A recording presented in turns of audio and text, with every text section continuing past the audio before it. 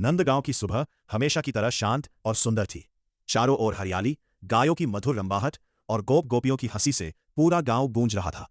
उस गांव में एक बालक रहता था, श्री कृष्ण। उनका रंग नीला था, जैसे गहरा आकाश या शांत नदी का जल। उनकी आंखों में शरारत और करुणा दोनों झलकती थीं।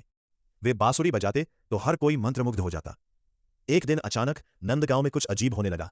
सुबह सुबह एक ग्वाला अपनी गायों को चराने गया, लेकिन वो वापस नहीं लौटा। लोग उसे खोजने गए तो देखा कि वो एक पत्थर की मूर्ति बन चुका है। सब हैरान रह गए। धीरे धीरे ये घटना बढ़ने लगी। जो भी जंगल के उस हिस्से में जाता वो पत्थर बन जाता। गांव में डर फैल गया। नंद बाबा और यशोदा मैया बहुत चिंतित हो गए। सभी गोप गोपियां इकट्ठा होकर चर्चा करने लगे। तभी एक बूढ़े साधु ने बताया, ये कोई साधारण बात नहीं है। जंगल में एक भयानक नाग भूत आ गया है। उसकी नाक बहुत बड़ी और डरावनी है, और उसकी नजर से जो भी मिलता है वो पत्थर बन जाता है। ये सुनकर सबके रोंगटे खड़े हो गए। यशोदा मैया ने तुरंत कृष्ण को अपने पास बुलाया और कहा, लाला, तुम आज बाहर मत जाना, यह भूत बहुत खतरनाक है।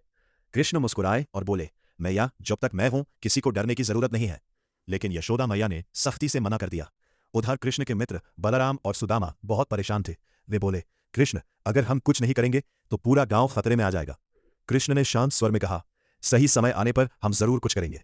रात होते ही उस भयानक भूत गांव के पास आ गया। उसका शरीर काला और डरावना था, और उसकी लंबी लंबी नाक जमीन तक लटक रही थी। उसकी आंखें लाल अंगारों की तरह जल रही थीं।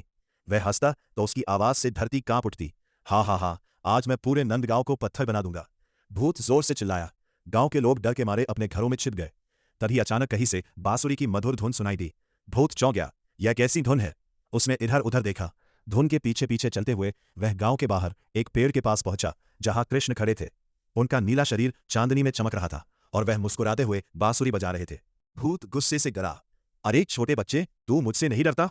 कृष्ण ने बांसुरी बजाना बंद किया और शांत स्वर में बोले, डर? वह क्या होता है? भूत क्रोधित हो गया। उसने अपनी लाल आंखों से कृष्ण को घूरा ताकि वे पत्थर बन जाएं, लेकिन कुछ भी नहीं हुआ।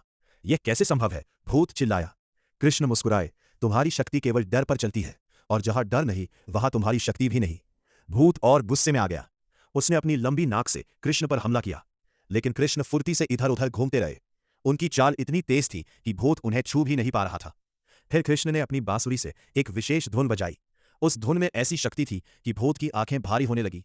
वह धीरे धीरे कमजोर पड़ने लगा। यह क्या हो रहा है? भूत लड़खड़ाने लगा। कृष्ण ने कहा, यह प्रेम और सत्य की शक्ति है जो हर बुराई को खत्म कर देती है।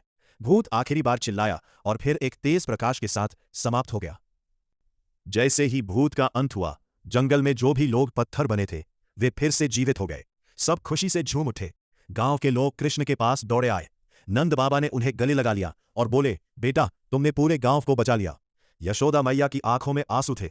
उन्होंने कृष्ण को सीने से लगा लिया। सभी लोग कृष्ण की जय जयकार करने लगे। कृष्ण बस मुस्कुराते रहे, जैसे कुछ हुआ ही न हो।